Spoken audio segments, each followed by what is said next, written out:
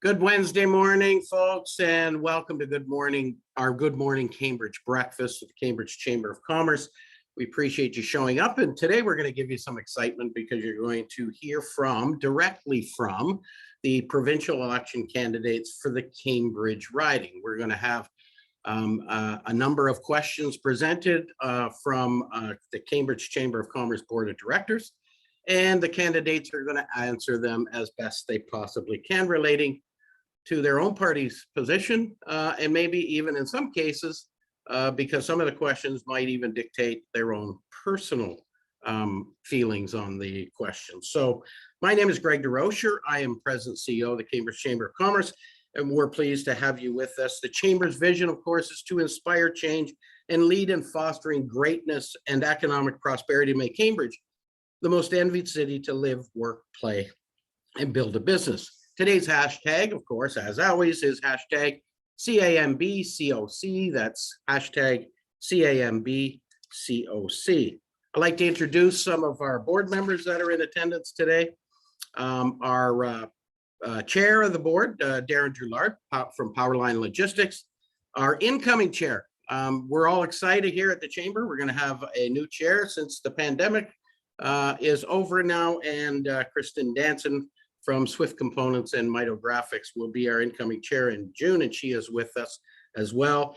Murray Smith from Blue Canoe Consulting is board member as well, and Rena Hawkins, of course, from H4 Logistics. She is also with us today, and we appreciate their attendance. Also at this time, I want to welcome and thank our local dignitaries that are with us this morning. Donna Reed, Councillor for the City of Cambridge. Welcome, Donna. Jan Liggett, Councillor for the City of Cambridge. Welcome, Jan. Helen Jowett, Region of Waterloo Councillor. Welcome, Helen. Carl Kiefer from the Region of Waterloo Regional Council. Welcome, Carl. And of course, Her Worship from the fantastic township of North Dumfries, Mayor Sue Foxton. Sue, welcome and thank you very much. It's always great to have give an opportunity for our corporate sponsors and our business community to say a few words to you. Graham, Matthew, and TD, of course, are our breakfast, Good Morning Cambridge breakfast program sponsors. And right now, I would like to introduce to you Nathan Graham, who is from Graham Matthew and going to welcome you on behalf of our sponsors. Nathan. Perfect. Thanks, Greg. Good morning, everybody. Welcome to today's breakfast series. As Greg stated, my name is Nathan Graham from Graham Matthew, Chartered Professional Accountants, and we're proud to sponsor the breakfast series, as we always are, alongside our friends at TD Bank.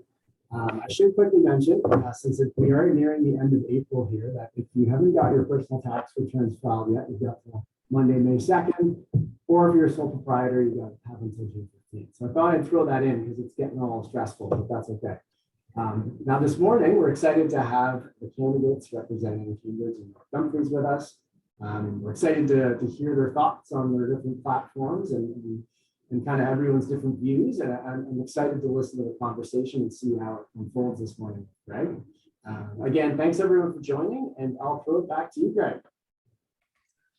Thanks, Nathan. It's always great to see you, but more importantly, it's always great to see you at a Cambridge Chamber event. And we are slowly getting to live and in-person events, and we'll have more about that later in the program. But first of all, I want to also acknowledge our supporting sponsors who are really important to our breakfast program. We got Energy Plus Inc., and Energy Plus is changing its name to Grand Ridge Energy, and that will happen very, very shortly. It's kind of exciting. They've now merged with the County of Brant Hydro and Brantford Hydro, and they're moving to their new digs probably in June down at the Gaslight District. So thank you very much, Energy Plus, for now, and we'll be happy to have you back as Grand Ridge Energy in the future as well.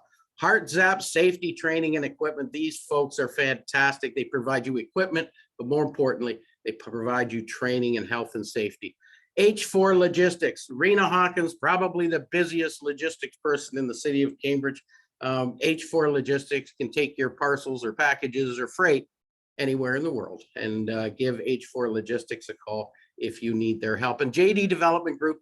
Everybody knows JD Development Group. All you have to do is drive down Hespeler Road, and right beside the YMCA, you see a fantastic housing development going in there from JD Development. They're great builders. They're a great development company helping to build Cambridge into that valued place where everyone will envy us. So thank you very much to our supporting sponsors. Now, at this time, I'm going to one by one introduce the candidates. They're not going to make a comment right off the top until we get them all in here, and then I'll go over the rules and regulations for them so that they understand how we want to proceed. First of all, representing the Green Party for the riding of Cambridge is Carla Johnson. Carla, welcome. Wherever you are, there you go. Good morning, I'm right here. Thank you so much, Greg. And the current incumbent, the member of Provincial Parliament, representing the new Blue Party is Belinda Carhallios. Belinda, welcome this morning. Thanks for joining us. Good morning, Greg. Thanks for having me. Good morning, everybody. And representing the New Democratic Party for the Cambridge riding is Marjorie Knight. Marjorie should be familiar to everyone. She's run before, and we've had an opportunity to hear her speak as well, but this is going to be a new go-round. Welcome, Marjorie. How are you? Thank you, Greg. Good morning, everyone. I am doing wonderfully well this morning. Thanks for having me. And representing the Progressive Conservative Party is Brian Riddell. And Brian is here in all his glory, ready to take on a new role in life as he's now moved into the political field. Welcome, Brian. Thank you for coming this morning. Good morning, everybody, and thank you for inviting me to this, Greg. And last but not least is our Liberal Party candidate from the Cambridge riding, Sharika Shenoy. People maybe would know her from the past. She has been running in one of the ridings in Cambridge before. Sharika, welcome back. Thank you very much for coming this morning. Thank you, Greg. This morning, the candidates are going to have the opportunity to do opening comments. They're going to be given 1 minute to do an opening comment. They're going to be 1 minute to do a closing comment, and they're going to be 90 seconds. They're going to have each of one of them to answer each question that Kristen delivers this morning on the Chamber's behalf. Thank you, Kristen, for taking the whole load on yourself. We appreciate it very much. And the topics, the topics will center around healthcare, pandemic preparedness, housing, taxes, and debt. By the way, the candidates have not seen the questions. These are questions generated out of the Chamber. None of the candidates have seen them, and they'll have 90 seconds to answer the question. But first, we'll go into the format of opening comments, and we're going to start off with the Green candidate, Carla Johnson. Carla, you have 1 minute. Good morning. Thank you so much. Well, good morning, everyone. I am Carla Johnson, the Green Party of Ontario candidate here in the Cambridge riding. And I want to thank you, the Chamber of Commerce, for inviting us all here today. You have always been a strong voice during elections, educating and encouraging people to get out and to vote. Now, for years, I've been a classic strategic voter, voted in light of what I did not want. But recently, I made a big shift in my thinking. And instead of voting according to what I don't want, I am ready to build what I do want. The Green Party of Ontario is a perfect fit for me. It's working to do politics differently, to be collaborative, to be good ideas are good ideas, no matter where they come from, to respect the experts, the scientists, the researchers who dedicate their extraordinary expertise to help us all, to work for the good of all Ontarians, to create a more equitable province where our most vulnerable are cared for and our earth, air, and water are protected. There is reason to hope. We can create a province that we are proud to call home, a province that values its natural resources and embraces each person, leaving no one left out. Thank you very much. Thank you, Carla. And next will be Sharika Shenoy from the Liberal Party. Thank you, Greg. Good morning, all. My name is Sureka Shenoy, your Ontario Liberal candidate for Cambridge, and it will be a privilege and an honor to serve as your MPP. I'm sure I've met or spoken to many of the businesses here today as past chair of the Cambridge Memorial Hospital Foundation Board, asking you to donate by being a caring business or as a caring family. Many of you stepped up, and today we have a state-of-the-art hospital right in our backyard, thanks to your generosity. I currently sit on the board of directors for Hospice of Waterloo Region.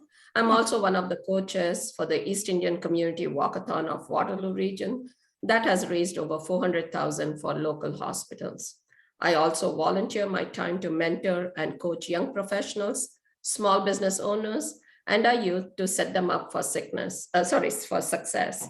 I am here today, eager to listen, answer some of your questions, and make a strong case for Ontarians to choose the Ontario Liberal Party to form the next government at Queen's Park on June 2nd. Thank you. Thank you, Sharika. And now from the New Blue Party, our current member of Provincial Legislature, Belinda Carhallios. Belinda. Thank you so much, Greg. Good morning, everyone. My name is Belinda Carhallios. I'm the current MPP for the riding of Cambridge with the New Blue Party of Ontario. I ran as an MPP to respect taxpayers and make a better Ontario. And I thought at the time that the PC party was something that it wasn't. After fighting for businesses, fighting against the carbon tax, fighting voter fraud, and voting against the lockdown bill, I was kicked out of the PC party. So my husband Jim and I started the New Blue Party of Ontario. Unfortunately, the Ontario PC party is another extension of the Liberal Party of Ontario and Liberal Party of Canada. For the last 4 years, we've seen no improvements in tax policy or business policy. Premier Ford cut a deal with Justin Trudeau before the Supreme Court ruled on the carbon tax, and their legal argument in court conceded 2 of the 3 legal arguments. The PC party has spent more and have a larger deficit than the Liberal government before them. Making matters worse, in response to COVID, instead of common sense measures, they imposed the longest lockdowns in North America, and their policies leave Ontario woke and broke. The New Blue Party is here to offer the solutions necessary to ensure our province's future is one of hope, opportunity, and prosperity. Thank you. Thanks, Belinda. And now from the New Democratic Party, Marjorie Knight. Good morning. My name is Marjorie Knight, and I am representing the Ontario NDP. I ran in 2018 for the first time, and many of my reasons for running again remain the same. I envision an Ontario where no one is left behind. We have serious problems in our communities these days. We have a huge problem with housing and homelessness. We have problems within our healthcare system. We have problems in our education system. These are problems that have been going on for the last 15 to 20 years, and it's time to make a difference. Us ordinary Ontarians, those of us who have raised our children in Cambridge, and those of us who value our community, we need to see a change. And I believe that the NDP and I can be that change for you. Thank you. Thanks, Marjorie. And last but not least, Brian Riddell from the Progressive Conservative Party. Brian. Good morning. Good morning, everybody. I'm Brian Riddell. I'm a lifelong resident of Cambridge. I've raised my family here. I have a history of 25 years in the business in senior roles across Canada. And currently I'm a professor at Conestoga College.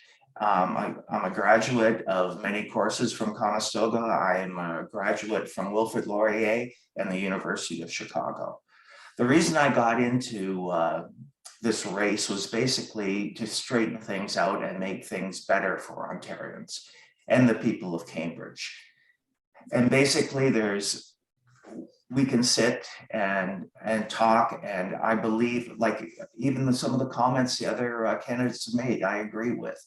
But through good discussion and working together, I think we can make Ontario a better place. Thank you very much. Thanks, Brian. Okay, now we're going to get into the comments. We're going to start our responses from, first up will be Belinda. She will be given 1 minute and 30 seconds to answer. And we'll follow through a random order through the candidates progressively, giving each candidate an opportunity to answer first and each candidate an opportunity to answer last. So first question from our own Kristen Danson. Give them the tough one right off the bat, Kristen. I think they're all pretty interesting questions, Greg. I'm really excited to hear what our candidates have to say. First off, I want to thank each of you for putting your names up for election. We live in a great country, in a great province, in a wonderful town, and having strong candidates hard at work for us is a key part of our society. And I thank you for putting your names out. I know it's not easy. So our first question, because we are the Chamber of Commerce, is about the economy. What is your party's plan to balance the budget, or is it to be in perpetual deficit as we have been for the last 19 years? Thank you. And we'll start off with Belinda. Go ahead, Belinda. Thank you so much, Kristen, and thank you, Greg. You know, the New Blueprint is our platform for the New Blue Party. And we promised to provide a 3% cut in the HST and actually get rid of Doug Ford's carbon tax. We are getting rid of his industrial carbon tax provincially, because if the province is implementing one, basically that means whatever federal government that we have, regardless of whether or not they're against it, this province will always have one. And so we need to get rid of it provincially. We need to continue to fight against the federal one. Unfortunately, the current PC government, they haven't reduced taxes, and they've spent more than the previous Liberal government did before COVID-19 spending. What we're seeing from the Conservative government right now is that they're doing exactly what the federal Liberals are doing. There is no difference between the two. So right now we have an economy only growing at 1 to 1.5%. And what we need to do is we need to grow that economy. We need to support our small business community, because that's where the jobs are. And the last 2 years, unfortunately, our business community have been told to shut down on 4 separate occasions, which has been harmful for our community. It's been harmful for our economy, and it has contributed to the increase of costs of everything, the lack of the supply chain. We need to be supporting small businesses. And by doing that, I think a good first step is providing that cut in the HST. Thank you, Belinda. And Brian Riddell. Interesting question. As far as being liberal, I am very PC, and our government is very PC. And to do business, you have to collaborate with other parties. And I think that's key to getting things done. If you set up a wall, you're going to hit a brick. So I'm here to work together. As far as the budget will be coming out today. So I don't want to jump on the finance minister's comments. As far as taxes, we've actually reduced taxes, and from the information I've been given, there's no plans to raise taxes. As far as COVID's a world problem, not just an Ontario problem. And we've done leaps and bounds, and billions of dollars have been spent to try to alleviate the problems and protect Ontarians. And as far as the debt is actually the largest sub-sovereign debt in the world sitting in Ontario. And a lot of that was inherited prior to the PC government, just to set the record straight. Thank you very much. Thank you very much, Brian. And now we have Carla Johnson. Carla. Morning again. So the Green Party's goal is to be transparent, to always tell you where we are getting the funding from. And we always have to think of, we talk about taxes and deficits, we have to remember the big picture. Budgets are a reflection of our priorities. They tell us what we value. They tell us who and what we are caring for, and who and what we are not caring for. And I'm just going to say it, taxes are really important to creating a good society. I love our roads and our sewer systems and our schools and our hospitals. These are essential to create a good community to live in. And we like to wax eloquent about reducing taxes, but the problem is it often costs us out of our wallet. On the one hand, sure, we can save taxes here, but it's going to cost us out of our wallet here. So the bottom line is, what's it costing me? What's going to come out of my wallet? I recently talked with the Cambridge residents that they had, with the garbage collection being reduced, which we agree with. It's tax saving, it's garbage reduction measures, but now they have rats in their home because they have a large family of actually 6+ people in their home. And because the rats and neighbors are worried. So this is really costing them. What looks like a tax saving measure is actually costing this family and their community. So many politicians pound the podium on reducing the deficit, but the question is, who has to shoulder the real cost of these cutbacks? Who's going to gain and who's going to lose? What will it cost us in the future? We all talk about wanting to reduce the deficit, but it's better to cut for the most. If we don't want to be cutting back for the most needy, deficit reduction better not be on the backs of our most vulnerable. And I'll repeat it again, the Green Party's goal is to make sure that we are transparent about where we're getting our funding from and how we're going to fund things. Thank you. Thank you, Carla.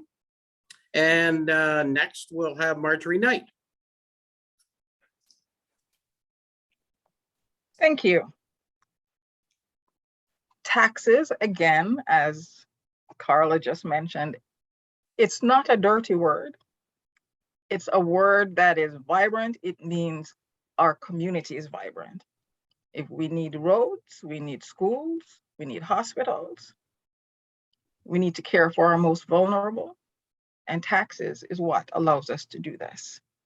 There has been a lot of cut taxes in our past, and while it gives momentary gratification, in the long run, it does not help because we are putting the burden on those who can least afford it. We are going to look at our tax structure. We're going to put the taxes where they should be and give relief to those who are middle and lower incomes. We are going to look at what we're spending our money on. We don't need new roads. We don't need new highways. We need better schools, school repairs, hospitals, healthcare, long-term care, housing. We need to deal with the homeless matter. These are things. Will it cause a deficit at first? Yes, but it is worth it. It's where we spend our money and how we spend our money that's important. Thank you. Thank you very much, Marjorie. And next is Sarika.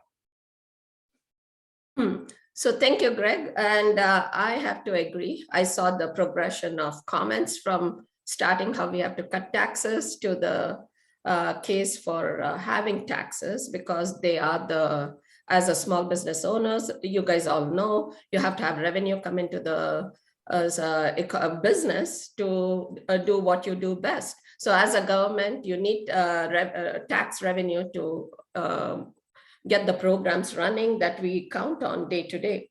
So in terms of how, budget and deficit, Greg, that was your question. Our platform is not out yet, but we will be talking to it soon. There's no question. However, cutting taxes is not the best way to balance a budget. Neither is it the way to get our deficit down. The minute you cut taxes, my question to my colleagues here or the PC government would be, what programs are you cutting? And that is not okay. Cutting programs is one thing. To fix it takes much more. So the maintenance of infrastructure is very important. Investing in our infrastructure, whether it's schools, whether it's roads, the sewage system or anything. The sewage system is actually falling apart. It's quite old, more than 100 years old, and it's important for us to address that. All those come from taxes, and that's important to make sure that we remember. It's like my NDP colleague said, it's short-term gratitude, whereas long-term pain, and we shouldn't be doing. What Ontario Liberal Party wants to do is basically invest and grow the economy, and that is how we have a vibrant economy, vibrant business community that provides the coffers with taxes and helps balance the budget. Thank you. Thank you. Okay, and our infamous chair of the board, Darren Drillard, is with us. And thank you very much, Darren. Actually, you came in right at the right time, because the first question you have to ask is right now.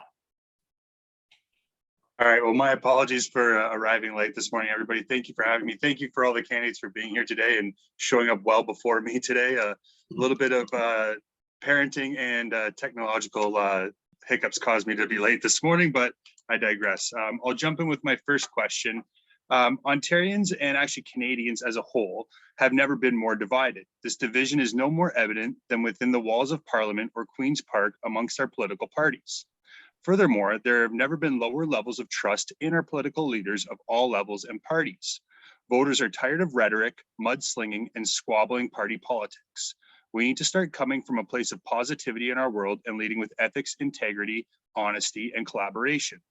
The question I ask, and I urge you to bring back to your parties and fellow candidates, is rather than pointing at an opponent and stating what they will do that will make Ontario worse, instead, what is it that you will do and your party will do to make Ontario and the ridings you represent better, safer, and more affordable for Ontarians? Thank you, Darren. And we'll start off with Brian Riddell. Thank you for the question. I agree. There's a lot of division right now between the parties, but I think we have to work together to collaborate to make things work. And I think the plans that the PC government has right now to spend money on infrastructure, building the largest hospital in Canada in Mississauga, the second largest in Ottawa. These are some of the biggest projects ever taken a hold of in Canada right now. the highways we need to get up north to be able to produce jobs and to create jobs and to make low paying jobs more efficient for people so they can survive are key. Taking care of the homeless is a big issue. The CTS site, taking care of people that can't take care of themselves is important, and we all have to work together to make this positive and make Cambridge and Ontario a better place for all of us. Thank you. Thank you, Brian. And Carla Johnson. Thank you. I would like to address specifically the division, I think, that exists within our society and within our politics. One of the things I really love about the Green Party is the Green Party believes in collaboration. And if you look where the Green Party has been strong in places like Europe, Green parties have worked with parties from across the spectrum. And we like to talk about a left-right spectrum, and I like to think of the Green Party as a triangle. We have left, we have right, and then we have the Green Party, and we create a triangle because the Green Party can look across and say, a good idea is a good idea no matter where it comes from. But I think the really big thing driving our division is fake news, alternate media. It's a really, really big problem. These are sources, these are media sources that are making things up, telling things, spurring things on, doing things specifically to make people angry and make people rise up and pointing blame. And it's an enormous problem, and it's not going to go away very soon. And it bothers me deeply. It's like the anti-research community. It's like they don't understand how this all works. They don't understand how accountable scientists are to each other and how they are. Scientists are basically whistleblowers.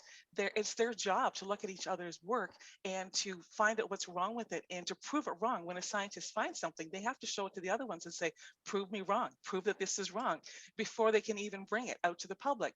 And this whole thing is called the scientific mathematical method, and it's ages old, and it has got us where we are today. And suddenly people are saying it doesn't work. Suddenly people are undermining, and this is a very serious problem. And we can talk about collaboration, we can talk about all the great things, but we have to address a very, very serious issue about this fake news, because it's going to take us down a dark, dark road. Thank you. Thank you, Carla. And Marjorie Knight. Thank you. I'm really looking at it in a very simplified manner.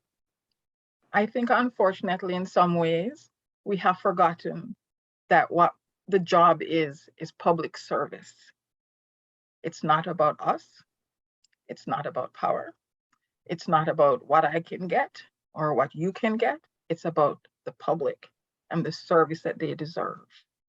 I work as a family outreach worker, and that means that I have to reach out to everybody. I reach out to Brian May on occasion. I've reached out to Amy Fee. I've reached out to other members of other levels of government, because together we have had to work together to solve problems of those who live in our communities. It's called public service, and we need to remember that. Thank you. Thank you, Marjorie. And Sarika.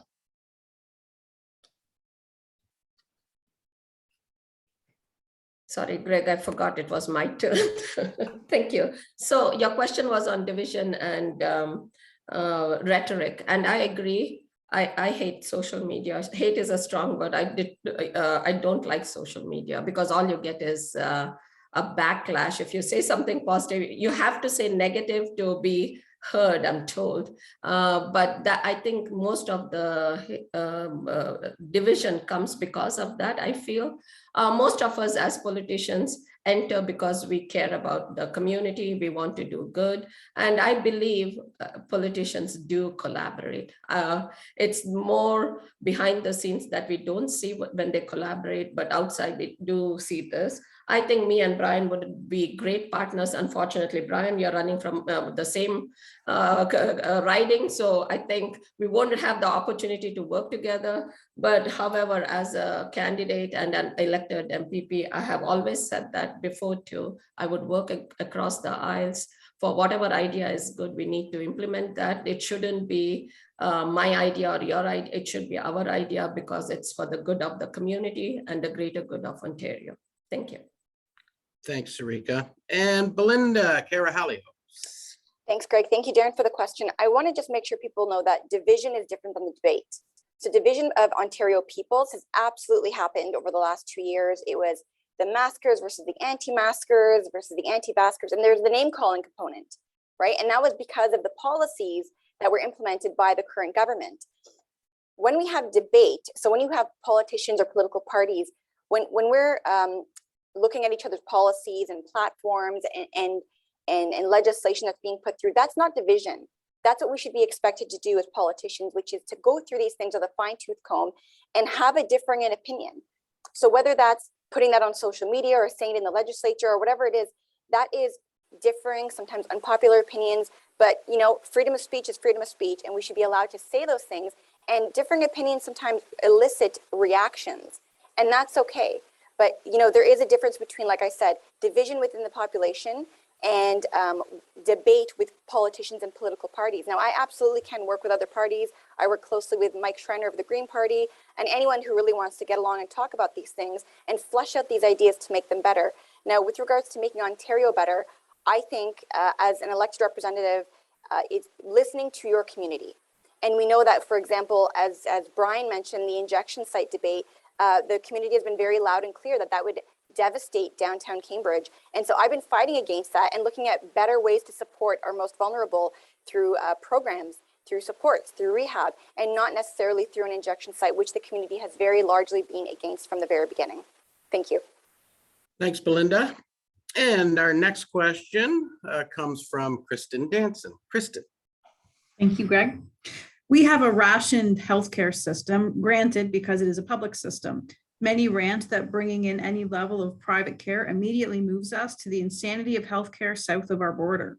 However, given that we already have a public-private system with dental care, vision care, chiropractic, not to mention the private executive clinics, we have two-tiered healthcare right now, but we failed to commit to it in order to provide a better system.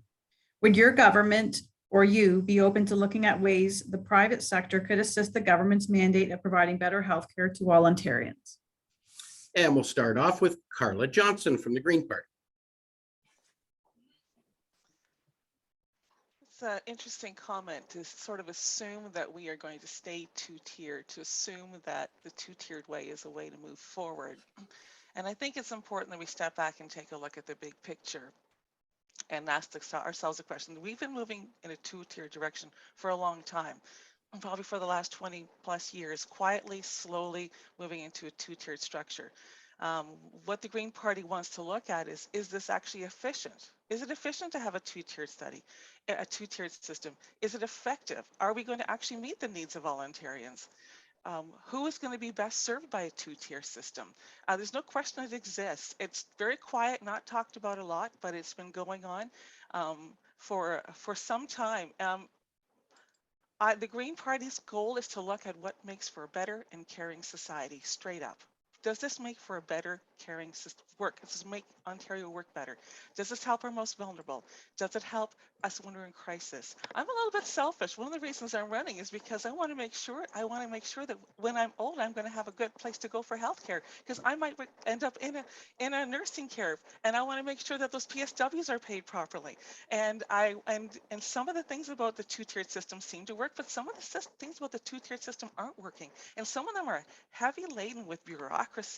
And it's all about looking at what's going to make our system lean and work effectively and make sure that we know that we're here for each other as a province. Thanks. Thanks, Carla. Marjorie Knight.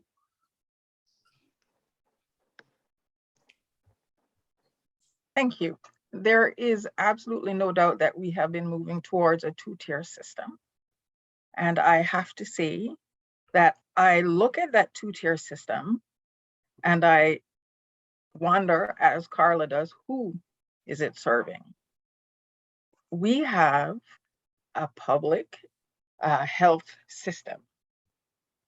It has its problems, but it is a wonderful health care system. We don't have to mortgage our houses to give birth to a child. We don't have to go into debt because we have a medical concern, and we need to preserve this. We need to make sure that we are funding it properly and that we're not taking money out of that public system to prop up private healthcare. This is what we need to look at, and we need to look at it very, very carefully. We don't want to throw the baby out with the bathwater. We want people to get better health care, but we need to make sure that our public health care is fully funded and available to all Canadians. Thank you, Marjorie. And Sarika. Public health is one of the prides of Canada and Ontario, and I am a strong believer of safeguarding our public health.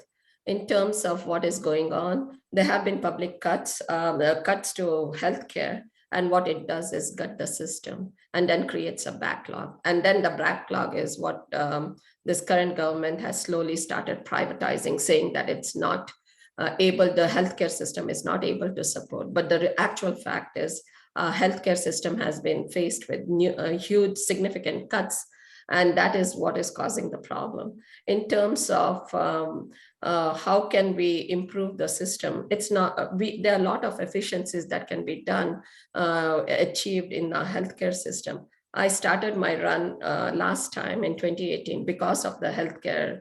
I was concerned about the inefficiencies in the system. And there is a huge part of our budget, more than 50% goes towards healthcare. And that is something I think we need to focus on and improve where we can find efficiencies, and there are plenty. I know of plenty where I personally went through the journey with my dad. I also am at doors yesterday where a young couple had a baby, and they said, you know, we are so proud of our healthcare system. I didn't have to pay thousands and thousands of dollars like in the US, where I have friends who have to pay that much. There was no way I could afford it. So we are grateful for our healthcare system, public healthcare system, and we should be doing everything we can to protect it. Thank you. Thank you, Sarika. Belinda. Thank you. So the whole private healthcare two-tier healthcare system, I don't think that we do have a two-tier healthcare system right here at the moment, like a true two-tier healthcare system, because I know from experience, as many of you know, my husband had cancer, and thank the Lord that he's clear now. But he was at the hospital yesterday for his checkups. There was a woman there, pardon me, who couldn't get treatment for her cancer since November. And there are individuals who can't get MRIs or CT scans who threaten, for lack of a better word, their healthcare providers that they're going to go to Quebec or to the States in order to get these procedures done in a timely manner. If there truly was two-tier healthcare system here, they could go to a private facility to get that done. Now, it's not a dirty word either. It might be something that we should look at. And how do we ensure that, you know, can we decrease wait times for those who are not able to afford it by allowing those who are to get these procedures done elsewhere, so to reduce the wait times? Like, we need to actually look at things like this to see how it can benefit A, the economy, and B, individuals who need it most. But you know, what we need to do more importantly is restore dignity and transparency in our healthcare. And that starts by something as simple as clearing the backlog of procedures, rehire the healthcare workers who were let go for either not disclosing or not taking the COVID-19 vaccination. And we need to be offering choice in services. So, you know, we start there, and we need some more transparency around hospital spending. We spend a lot of money. It's our biggest ticket item when it comes to our taxes, and we should be getting a bang for our buck, understanding how much these procedures and services cost, and ensuring that we are supporting them properly, but making sure that the Ontario public knows where their dollars are going and how they're being spent. Thank you, Belinda. Brian Riddell. Our healthcare system is not perfect by any stretch of the imagination, and COVID-19 has shown a lot of breaks in it. But as far as privatizing healthcare, we have to look at results and we have to look at efficiencies. And I don't want people going across the border to get an MRI. They should be able to get it in Ontario. And over the next 10 years, the PC government plans to spend $30 billion. We're hiring more nurses. We've expanded seats for doctors and nurses. For example, if they go to an area that's underserviced in Ontario, now we'll pay for the tuition of that nurse. The whole bill will be paid for her or him, depending on what the location is. But it's not the perfect system, but we're doing everything we can to improve it. And what it is, it's years and years of prior government neglect. And unfortunately, we got hit by a pandemic that we should have been prepared for. Thank you. Thanks, Brian. And our next question comes from Darren Drulard. Thank you, Greg. One party has it in their plan to be 100% electric vehicles by 2035 in 13 years. Many of us are eager to see electric vehicles or other alternate fuel sources come to the market as fuel's at an all-time high and the carbon tax doesn't seem to be going away at the federal level. Right now, we have 0.06 charging stations per 15 electric vehicles in Canada. We are 20th in the world with charging stations for EVs. Canada will require 1.6 million charging stations to accommodate mass electric vehicle adoption. That means by 2035, Ontario will have to build about 320,000 charging stations, albeit likely the private sector, but right now it's a tough business decision and a lengthy process. How will your party deal with this seemingly small issue, but by 2035 might be one of your biggest issues? And we'll start with Marjorie Knight. Thank you. It's a very interesting question. The whole thing around electricity and electric cars. We all have come to a place where we feel that we need to move in that direction environmentally. And what are the ways in which we can do this? We have to look at electricity generation. We have to look at cost of electricity generation. Our party feels strongly in moving in this direction, but we also realize that we have to create jobs around this electric car industry. We need to create jobs so people can have good paying jobs so that we can expand, we can encourage. We need also to look at our electricity generation. We need to look at new ways of generating electricity, possibly old ways of generating electricity. Maybe we have to look at the nuclear option. There are many things that we have to do, but it has to move forward. So any party that is serious right now needs to look at this question and needs to figure out a way of doing that. If you would look at our platform for the ONDP, you will see we have a plan in our new Green Deal to move forward with this. Will it be easy? No, but we have to make a start and then we have to plug on and get it done. Thank you. Thanks, Marjorie. And Sarika.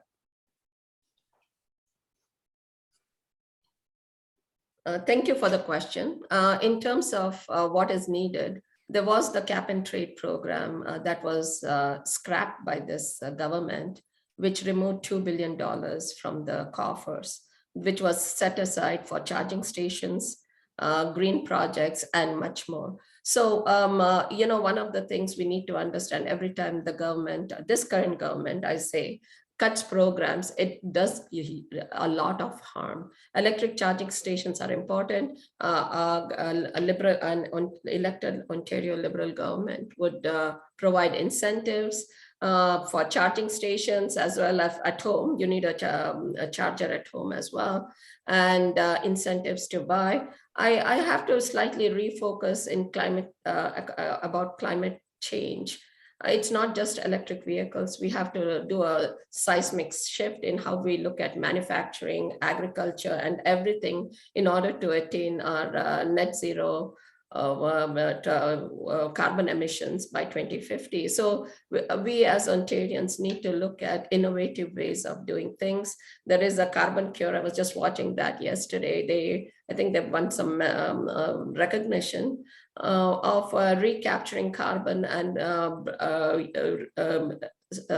supporting a reduction in carbon emissions. So we have to look at much more than just charging stations, which is absolutely an important infrastructure project that we need to look at, and we are all for it. Thank you. Thank Thank you, Sarika. Belinda. So this is a perfect example of why an entire industry dependent on government funding is not sustainable. Because the market, it has not demanded it, and we will be putting tax money into these vehicles, but other aspects of supply chain like charging stations aren't ready. The electric vehicle craze, it's not sustainable, and therefore the Ford PCs, they're doing whatever the Liberals did. They're wasting tax money.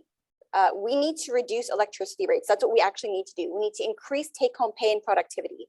We need to get our manufacturing sector going again, because under the Ford PCs, we went from 1 million manufacturing jobs to 750,000. And that is unacceptable, and it's worse than the Liberals. Thank you, Belinda. And Brian Riddell. One of the personal things I do is I study glaciers, and I had a show called Melting Ice at up at the museum in Kitchener. And what that involved was going to Iceland over years and flying my drones over glaciers and actually watching them melt off.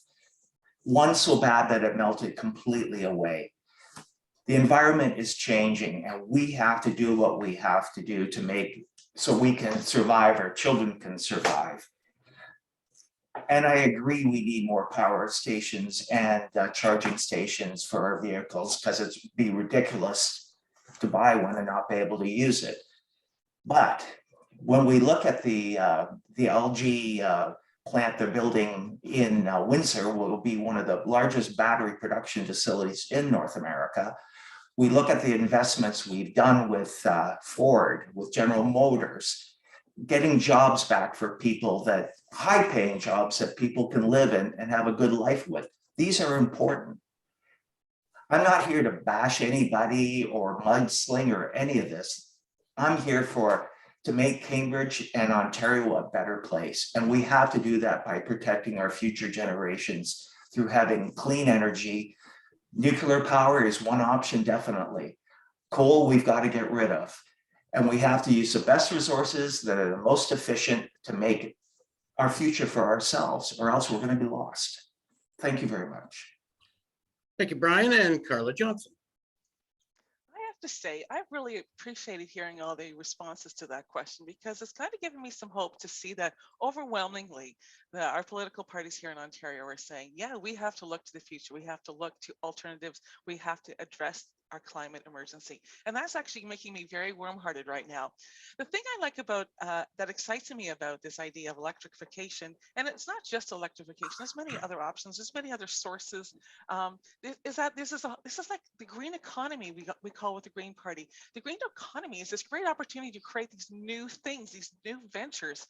And this is what I've been saying this for a long time, that when we as politicians, when we elect politicians who want to go back to old ways of doing things, we actually bog ourselves down. And young people get bogged down with that. Young people want to see that we have politicians who are looking to the future, and they're going to help nurture all the possibilities, all the business possibilities, all the ventures. And the whole idea of electrical vehicles, for example, just brings out all sorts of possibilities. And there's so many questions, but we can talk about solar, we can talk about wind, we can talk about whatever. There's so many opportunities that exist. They exist. And it is absolutely sustainable. It's 100% sustainable, and it can be a combination of private venture and I like the private venture along with some government supports and incentives to keep it going. I'm going to tell you right now, I'm a Green Party member who drives an SUV. I love to drive, and I love my vehicle, and I can't wait. I can't wait to be able to afford an electric, because right now the electric is in demand. It's just not affordable. I have heard from people all the time. They want to buy an electric vehicle, they just can't afford it. So I'm actually excited to hear so many people that are also ready to jump on this and do something new and fresh, because I'm telling you, young people want to see us do this. Thanks. Thanks, Carla. That's awesome. And the next question is going to come from Kristen Danson, and we're going to start with Sarika for the answer. So, Kristen, you're up. Thank you, Greg. Part of your job as our MPP is to support your party's platform, which we've heard lots about so far. But the other part is to represent Cambridge and our region's best interest at the province.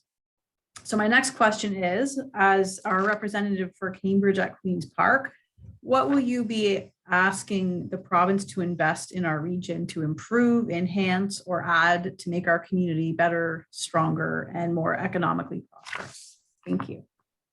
Sarika.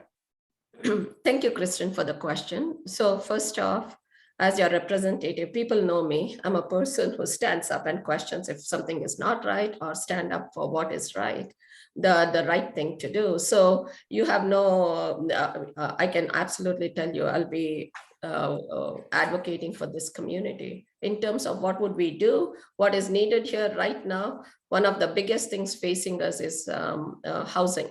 Housing is one of the most important issues facing everybody. A lot of people are on the brink of homelessness, whether it's the high rate of rent, or whether it's the huge rent as a renter or the unaffordability of homes. Today, I don't know, none of my children can afford homes, or any youngster, even with a great paying job, can afford this. So that is one of the most important things facing our community. We have to have inclusionary zoning. I think that is one of the most important things. Access to transit. We have to stop this urban sprawl or the rural sprawl, whichever way you want to call it, and bring them together so we can have more access to transit and more housing available. So inclusionary zoning is something I would advocate as a member of this representative of this community. Not only that, you might have heard about our economic dignity plan our leader had just announced. It's about wages. It's about affording, as small business owners, I know you're all faced with the shortage of labor, and it's important that we to understand that people can't afford to live in this neighborhood, and we are driving people out further and further away. And that is something we have proposed, a living wage, a regionally adjusted living wage, which would help bring, Thank you, Sarika. hopefully, laborers back into this community. I would be your advocate. Thank you. Thank you. Belinda. Thank you for that. And I think my history has shown that I put my community before the party, as I did get kicked out of the PC party in July of 2020 for voting against their undemocratic lockdown bill, Bill 195. But you know, the only type of investment that matters is from private citizens investing in businesses. Because when the government spends money, it's taxpayer spending, it's not an investment. And the Ford PCs are spending money in Cambridge and the KW ridings because they are trying to buy votes. And that is wasteful spending for pet projects.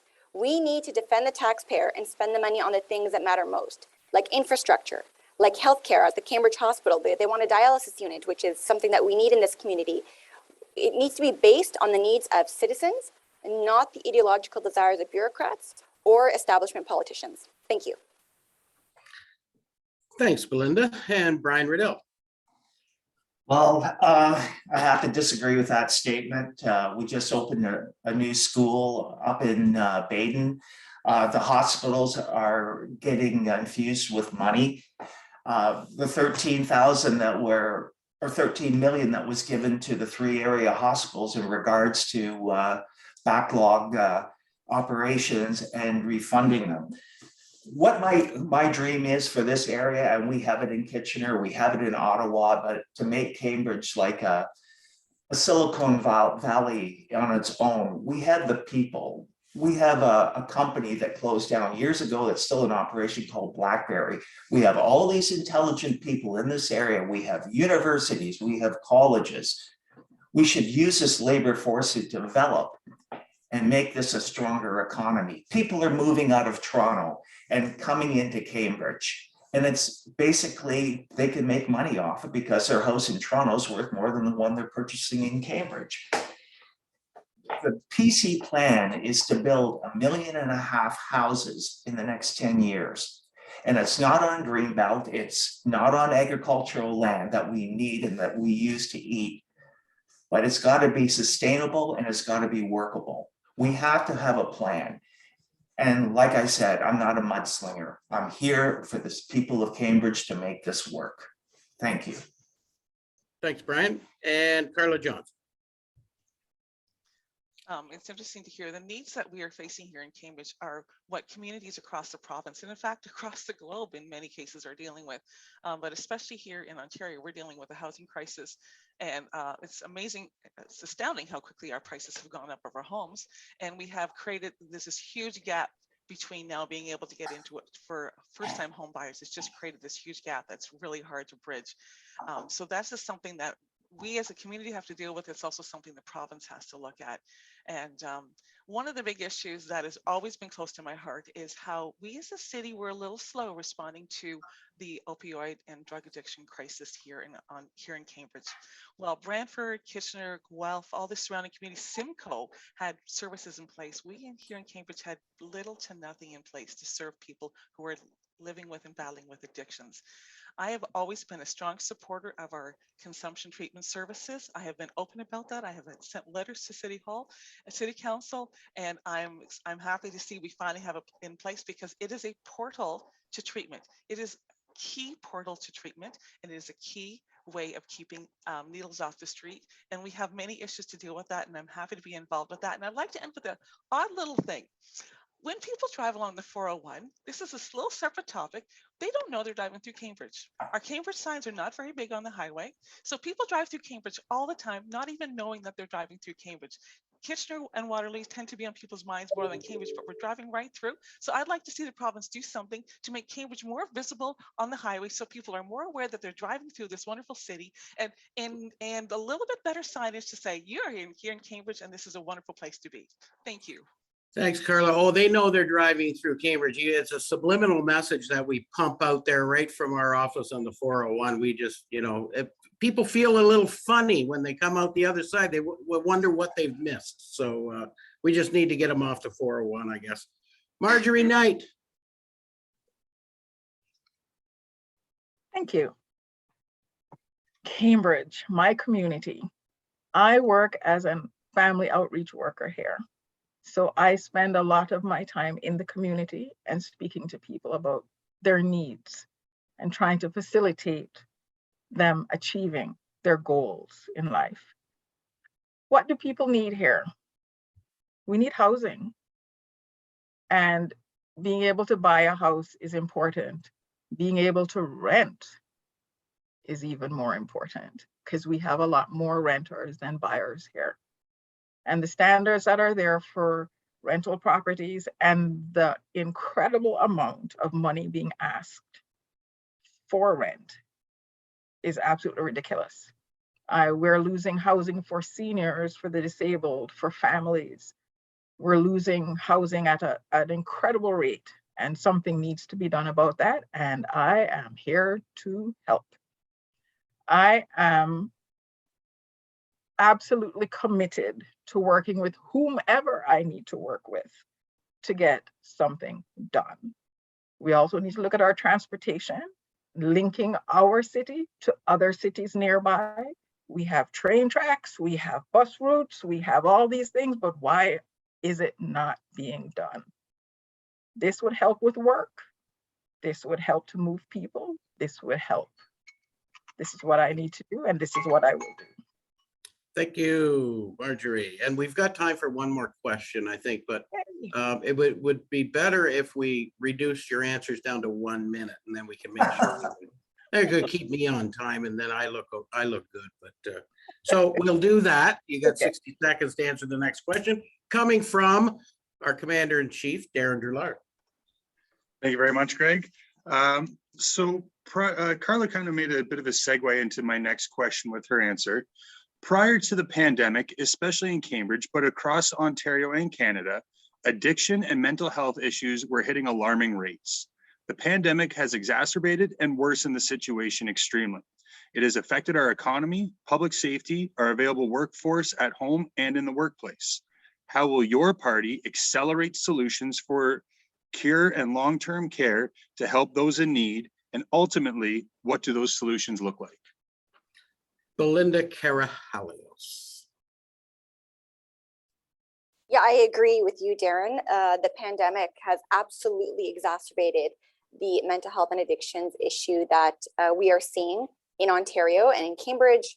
And there was a combination of things. If I can address that, it was the mandates that were imposed, whether it's mask or vaccine mandates. It was the 4 lockdowns that we had to endure. A party that claims to be for the people, and our poor businesses were forced to shut their doors. And you can't have this much government involvement. You had the schools being shut down. So we saw this mental health crisis happening among all age groups. It wasn't just set to a certain age group. We were seeing it in our children. Suicide rates are up. I mean, this is a very, very serious issue that we have at hand, unfortunately. And the government created this problem, and now they're going to try to solve the problem as well. Now, when it comes directly to the drug issue here in Cambridge and the homelessness crisis, the solution, everyone wants to say, you know, I've done something by saying, let's do an injection site. They want to check the box, but that's not actually helping people. And I've said that from 2018, and no, it's not the popular opinion with some people, but the community has been very vocal about that. So the New Blue Party is going to be putting investments into healthcare, investments where it matters. So not just, you know, saying what we're doing something by doing an injection site. No, what does the community want? The community has said here in Cambridge, and I will advocate for them forever, which is invest in mental health supports, invest in treatment, invest in anything that's going to help these individuals get off of this addiction that they are struggling with right now. And that's something that's being largely ignored. Everyone wants to put a Band-Aid and say, if you let them have a safe place to inject, it's going to make everything better, and it's not. And we need to start looking deeper into these solutions and not these Band-Aid solutions. Thank you. Thank you, Belinda. I guess we're going back to 90 seconds. So Brian Riddell. Well, as far as the CT safe injection sites, it's a stage, it's a beginning. A society is measured by the quality, how we take care of our most vulnerable people. And a lot of these addicted people need to be rehabbed and become a contributing person in society. And to do that, we have to start somewhere. And safe injection sites, the first stage. We get them there, we start talking to them, we start rehabbing them and bring them back to society. As far as what's happened in the last 2 years, it wasn't caused from the Ontario government. That's a ridiculous statement. It was caused by a world epidemic that caused all these problems, and 13,000 people in Ontario have died. We did everything as a government to try to prevent it and reduce those numbers. We have some of the lowest rates in the world, and thank God for antiviral pills we have now and vaccines and wearing masks, which I hate personally, but I wear because I respect other people. That's why you get vaccinated, not just for yourself and your family, but for respect. Thank you very much. Thank you, Brian. And Carla Johnson. Yeah, to continue with a little bit of the CTS is a consumption treatment services. Just like Brian said, it is just a start. It is only a start. There's multiple layers of supports that need to be in place. And so we just got started here in Cambridge. Take a look at what's going on in Simcoe. They've got multiple layers of treatment available. Take a look in Brantford, Kitchener, Guelph, and then we can continue going on to other communities. And I say this because I've been pretty open about this. My niece lived here and battled addiction here on the streets in Cambridge. And I learned an enormous amount from her. She has done very, very well. It took multiple rehab for her to find her way, but she's my hero. She's my inspiration. She's fought back so hard.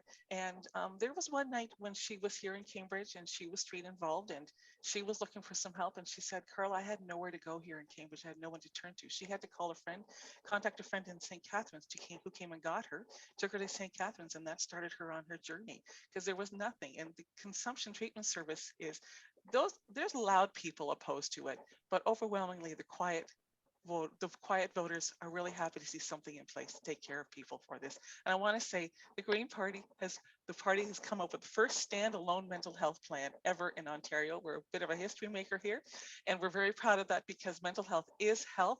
It needs to be woven into all of our healthcare plans, and we're also in a crisis. Lots of time to talk about that, and I'll just finish it off with that. Thank you. Thank you, Carla. And Marjorie Knight. I'm sure everyone understands where I stand with this, as I work quite extensively with this population also. CTS means that we have wraparound services. It means that we're looking after their mental health and their physical health. I work with the House of Friendship. We also deal with addictions and working with people getting over their addictions. There are multiple areas that we work on in addictions. But mental health has been a problem for a long time. It's not just during the pandemic, although the pandemic really made us have to stop and look and see what was going on. The NDP will be making mental health a priority. And I invite you once again to look at our platform. We're very firm about this. Mental health is one of our top priorities. I see too many children who are waiting for help for mental health. I see so many parents having the same battle, whether it's for themselves or their children. We need to make this a priority in all of its incarnations. Thank you. Thank you, Marjorie, and Sarika. So there was this statement in the beginning about rhetoric. And I tell you, Belinda, talking rhetoric about injection sites is wrong. That kind of rhetoric is what causes this angst about injection sites. And some of my colleagues just said that safe injection sites are reduce harm and also improve, first of all, a reduction in taxpayer burden to the taxpayer. They reduce crime. Studies have shown that, and it's important to educate the people rather than the rhetoric that encourages drug use. It isn't. We have wraparound services where they try to wean people off drugs. So hopefully Belinda can make sure those information is available to people who talk to her about it. In terms of mask mandates, again, the same rhetoric. It has been proven for hundreds of years that masks do help reduce infections or limit the spread of diseases. And that is one of the most important and simplest things we can do to get out of this pandemic. So I do not understand the rhetoric that's out there about mask mandates. It's period.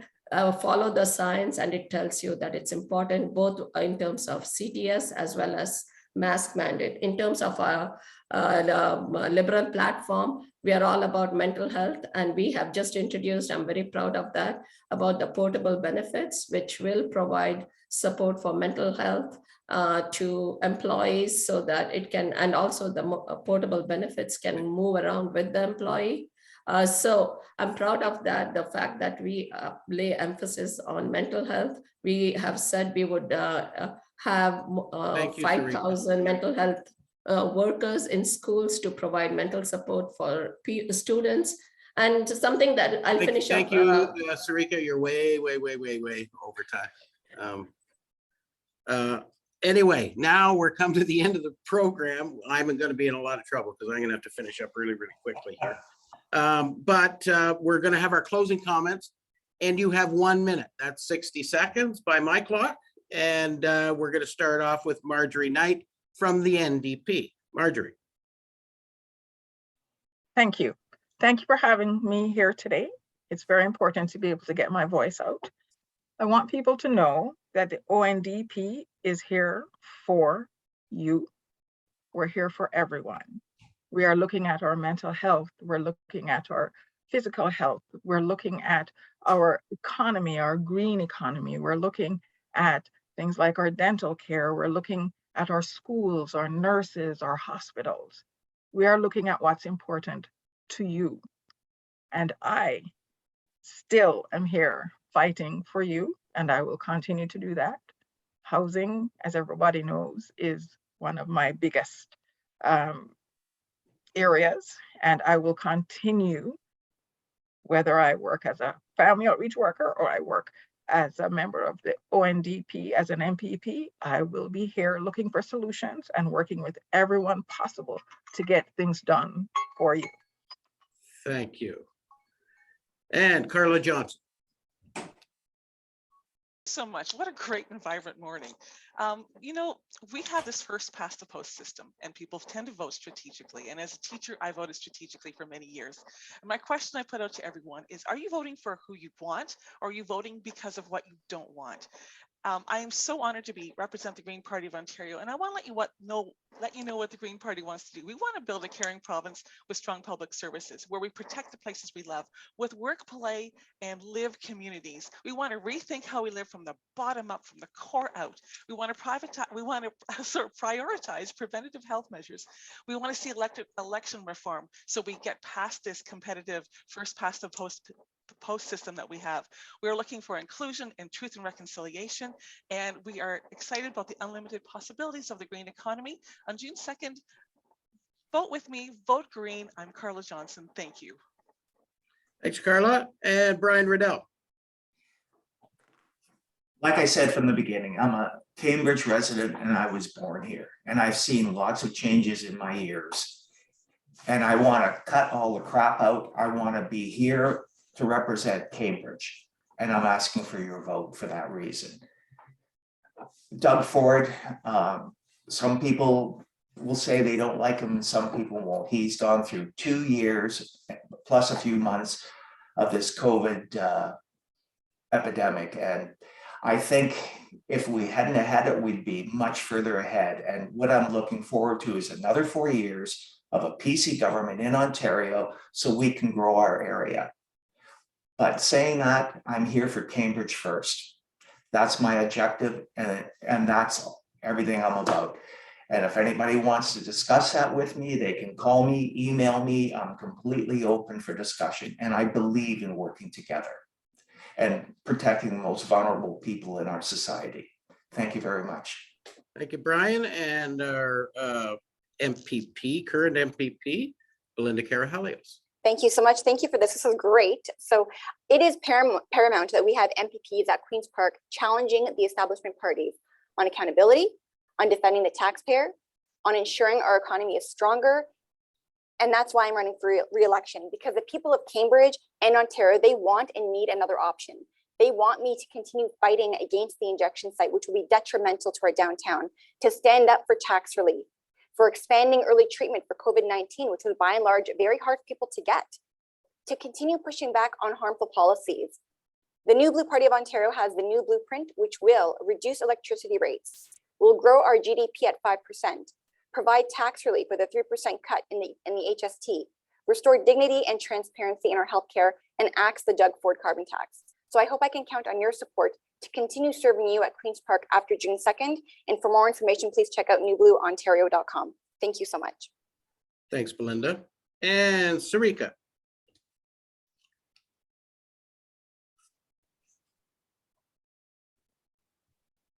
Thank you for your time. I hear your concerns and understand your recommendations on economic recovery, building resilient communities, and modernizing and regulation and fiscal policy. We've already announced our partial platform through the Economic Dignity Plan, Seniors Care, and couldn't be more proud of our platform. Our housing plan will be soon out, and I look forward to it, and I know Ontarians will be proud of our platform. Though an engineer by trade, as a professional, I have studied small businesses as a career and understand the risks and challenges inherent to small businesses.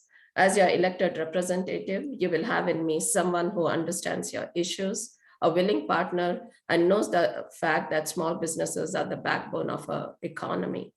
You can count on my passion to help people, my courage to stand up for fairness and equality, and my integrity to do the right thing. I'm sincere, hardworking, someone who will stand up for this community, a voice you can depend on, someone who is sincerely seeking the privilege to serve you. I hope I can count on your support on June 2nd. Thank you for listening and have a great day.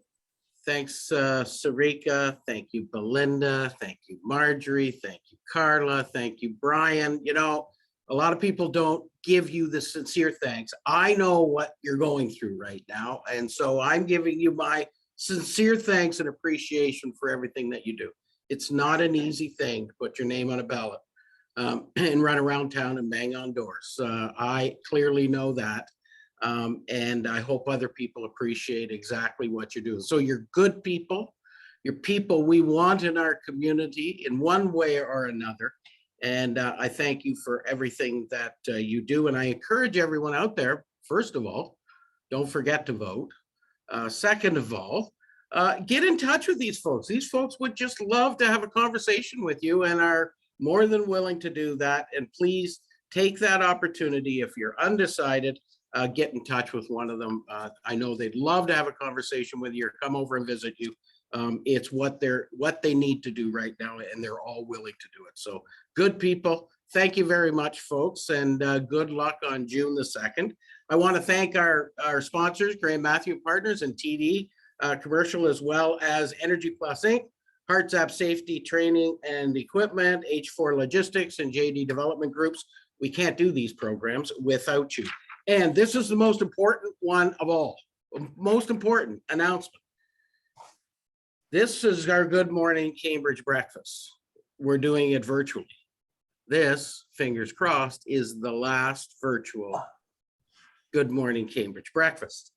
On May the 17th, we will be at the Galt Country Club live. See, it's right on my, see there, live right there with Chris Albinson, the new CEO of Communitech. And Chris is an amazing guy.